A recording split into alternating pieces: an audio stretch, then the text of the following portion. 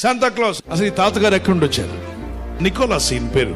వీళ్ళ నాన్నగారు చాలా ధనవంతుడు. చిన్నప్పుడు వాళ్ళు చనిపోయారు. ఇతను ఎదిగిన తర్వాత దేవుని సేవకుడుగా, ఒక బిషప్ గా, సంఘాలకు ఒక అధినేతగా ఆ రోజుల్లో ఆ ప్రాంతాల్లో ఉండేవాడు. మరి ఇతనుకున్న రిచ్నెస్, బోల్డ్, డబ్బు ఉండేది. దీన్ని ఏం చేసేవాడంటే పిల్లలందరికీ గిఫ్ట్లు ఇవ్వడానికి వాడాడు. క్రిస్మస్ టైంలో పిల్లలు ప్రార్థన చేస్తుంటే అక్కడ రాసి పెట్టమనేవాడు. నాన్న మీకు ఏం కావాలో ప్రేయర్ చేసి నాకు పలాంటి కావాలి జీసస్ అని రాసి అక్కడ పెట్టమనేవాడు. సో అక్కడ పలాంటి కావాలని రాసి అక్కడ పెట్టేవాడు. ఇతను అవన్నీ జాగ్రత్తగా తీసుకుని కలెక్ట్ చేసి వాళ్ళ పేర్ల ప్రకారంగా, ఇతని దగ్గర చాలా డబ్బు ఉంది కాబట్టి వ్యర్థం చేయకుండా తన ధనాన్ని దేవుని సేవకు, పసిబిడ్డలకు వాడాలని, వాళ్ళ విశ్వాసాన్ని పెంచడానికి ఆ స్లిప్స్ తీసుకువెళ్ళి ఆయన రాత్రికి రాత్రి కొని దగ్గర పెట్టుకుని వాటిని రెండో రోజు తీసుకొచ్చి అక్కడ పెట్టేవాడు. వాళ్ళ స్లిప్ తో పాటు అవి అక్కడ ఉండేవి. పిల్లలు ప్రార్థన చేసాం నిన్న, మాకు దేవుడు జవాబిస్తాడని మళ్ళీ చర్చికి వెళ్ళి చూస్తే చర్చ్ దగ్గర ఎగ్జాక్ట్ గా వాడు ఏం ప్రార్థన చేశాడో అదే గిఫ్ట్ అక్కడ ఉండేది.